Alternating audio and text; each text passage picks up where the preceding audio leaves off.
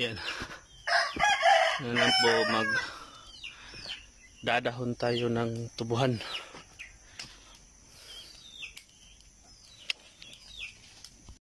Kailangan natin ng gloves.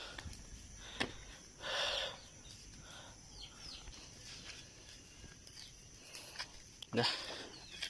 So, dyan tayo tatrabaho. Gagawin natin ngayon is magdadahon ng tubo. So, para mas malinis yung tubo, walang daga, kailangan natin tanggalan ng dahon.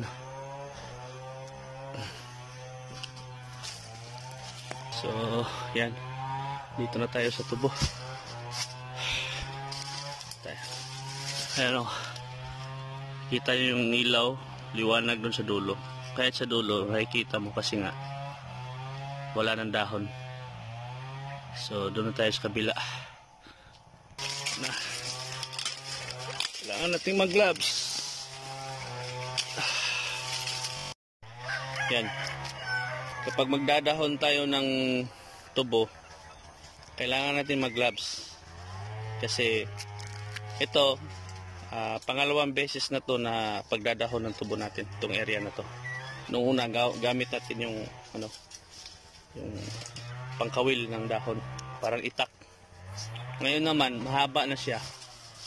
Mas mainam na kamayin na natin para mas malinis.